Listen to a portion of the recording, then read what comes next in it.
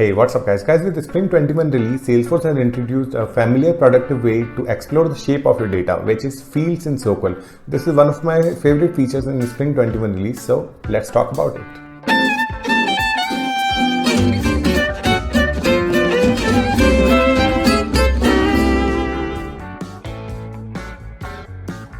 If you are familiar with MS SQL or MySQL, then you must have seen it already there. Like we can use the asterisk sign to get all the records from a particular object or table.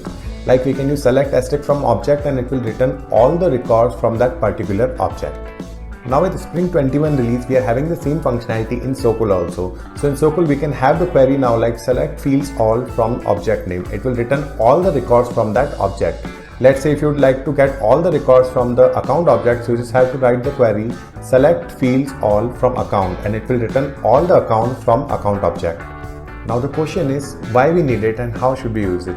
Let's understand it with an example. Let's say if you are working in a school as a Salesforce developer or a Salesforce admin, and the requirement is to get all the records from a student table with a particular class. So before getting all the records, you must have understand the structure of that particular object, or after that you might explore all the fields using the object manager.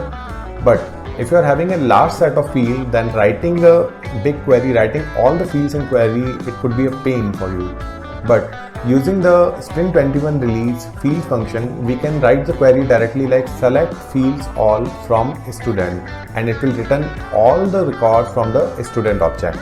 It's pretty cool, right? Now the next question is it different from the asterisk sign which we were using in the MySQL and MS SQL? So the answer is yes. Using the field function, we can separately get all the standard object or all the custom object in the query. We can also combine the query like we can get few custom object and all standard object, or we can get few standard object and all the custom object. Okay. So let's take the previous example. Let's say if you need to get all the custom fields only from the students object.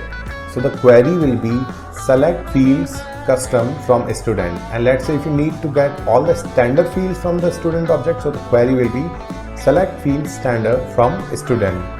Fields support bounded and unbounded query also. Let me show you the structure here.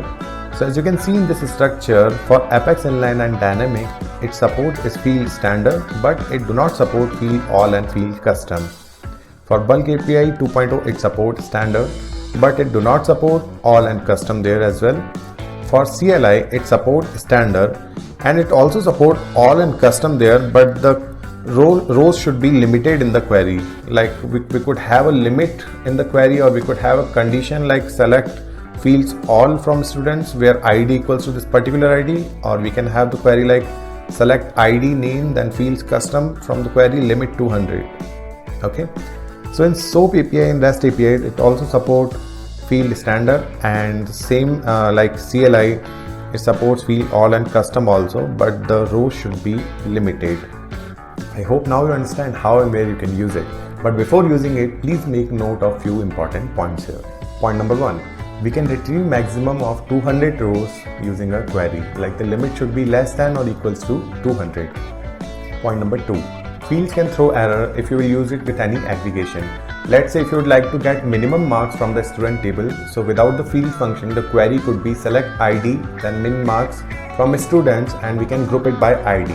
But with the field function, the query could be select fields all, comma, minimum marks from students, and we cannot group fields all here. Like we can use group by ID, but we cannot use it like group by fields all. So definitely it could throw error in that case. Point number 3, if you're using any field in field set which is not even available, in that case also it won't throw any error. Let's say if we query select ID name fields custom from student object, and if we are not having any custom field in the student object, then in that case it will return the status code 200, which means success. So it's not going to throw any error in that case. Point number 4, the list of fields returned using the field function is completely dependent on the orgs metadata and the data model. So the user must be prepared to get different results because the org metadata and data model change. Alright guys, that's it for today. If you like today's video, a subscribe to the channel will be awesome. Let me know in the comment section if you need to discuss something, or do you want to share any idea for my next video, or you can just give me a shout out in the comment section. I'll see you in the next one guys. Thanks for watching.